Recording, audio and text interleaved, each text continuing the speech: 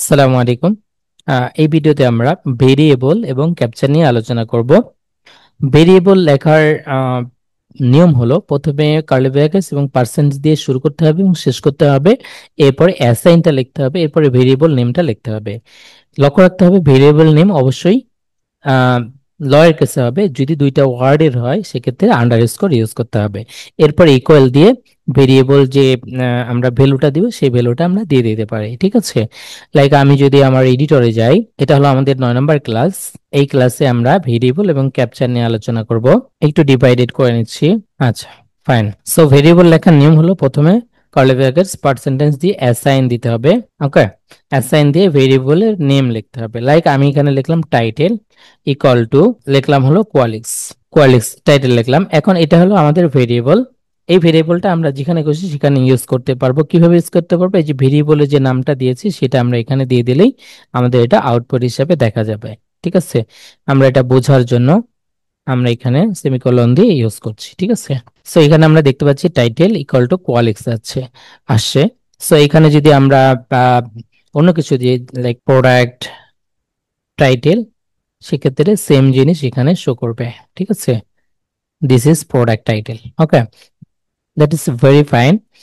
So আমরা কি করতে পারি যে যে কোনো কিছু আমরা এখানে অ্যাড করতে পারি। এইখানে লাইক আমরা অ্যাড করলাম কি যে প্রোডাক্ট, যেহেতু আমরা এখানে প্রোডাক্ট পেজের মধ্যে আছি, প্রোডাক্ট টাইটেলটা আমরা এখানে শো করাইতে পারি, ঠিক আছে। প্রোডাক্ট টাইটেল দিলাম, সেভ দিচ্ছি, কিন্তু আমরা দেখতে পাচ্ছি, ঠিক আছে। এটা হলো অ্যাসাইন। অ্যাসাইন লেখার নিয়ম অবশ্যই আই হোপ আপনারা বুঝে গেছেন। এরপর আমরা দেখবো যে ক্যাপচারটা কিভাবে ইউজ করতে হয়। ক্যাপচারটা ভেরি ইম্পর্টেন্ট। আপনি যদি as a Shopify team developer হন, অবশ্যই আপনার জন্য গুরুত্বপূর্ণ এটা।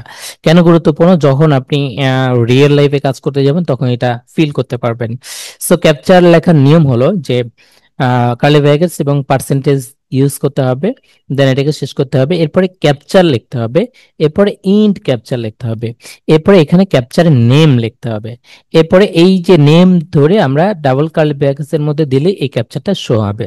সো সেম জিনিস আমরা কি করতে পারি, এখানে আমরা লিখতে পারি যে প্রোডাক্ট টাইটেল হিসেবে দিতে পারি ক্যাপচার দিলাম, তাহলে এখানে প্রোডাক্ট টাইটেল হিসেবে ক্যাপচার শো হবে। এরপরে ক্যাপচারটা লেখার নিয়ম হলো, আচ্ছা এখানে যা ছিল তাই থাকুক, আমরা এখানে এই 6 দিচ্ছি ক্যাপচার। ফাইন। প্রথমে কি করতে হয় আমাদের, এইভাবে শুরু করতে হয় এবং ক্যাপচার লিখতে হয়। হ্যাঁ, এরপরে ক্যাপচারের নাম দিতে হয়। সো আমরা উপরে যে এক্সাম্পলটা দিয়েছি সেম এক্সাম্পল আমরা দিতে পারি টাইটেল। এই ক্যাপচারের নাম দিলাম হলো ক্যাপচার টাইটেল, ঠিক আছে। এরপরে কি করতে হবে, ক্যাপচারটা শেষ করতে হবে ইন্ট ক্যাপচার, ঠিক আছে। এখন এর মধ্যে যেই কোডগুলো আমরা লিখবো লাইক আমরা লিখলাম যে আহ, যদি আমরা এইচটিএমএল লিখি তবুও কোনো সমস্যা নেই। হুম, ধরেন আমরা এইচ1 এর মধ্যে দিলাম, এইচ1টা শেষ করলাম, ঠিক আছে। এইখানে আমরা দিলাম কি যে প্রোডাক্ট ভেন্ডর, ভেন্ডর নামে কিছু আছে কিনা জানা নেই। এরপরে আমাদের এই এই যে ক্যাপচারটা দিলাম এটা আমাদের কি হলো গেল, র্যাপ হয়ে গেল।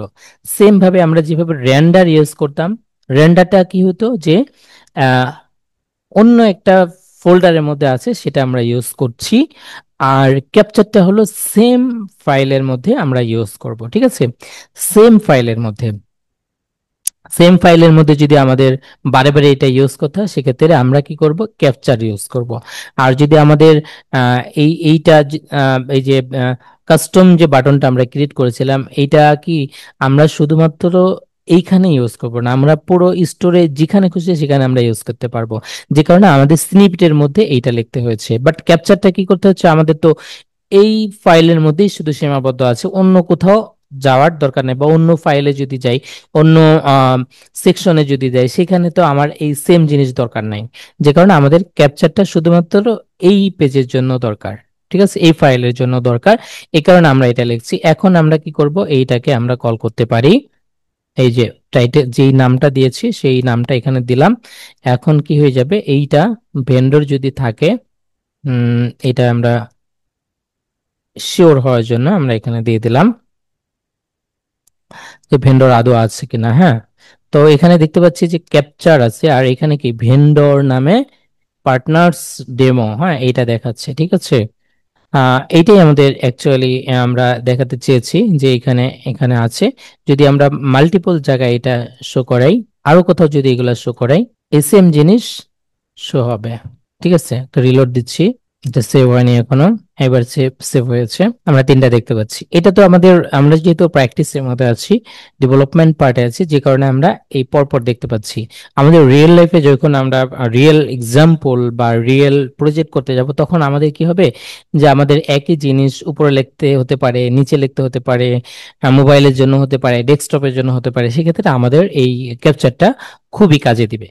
সো আই হোপ আমি বুঝতে পেরেছি যে ক্যাপচার এবং অ্যাসাইনটা, ভেরিয়েবলটা কিভাবে কাজ করে। নেক্সট ভিডিওতে আমরা append, prepend, join, remove, replace এগুলো নিয়ে আলোচনা করব। Thank you so much.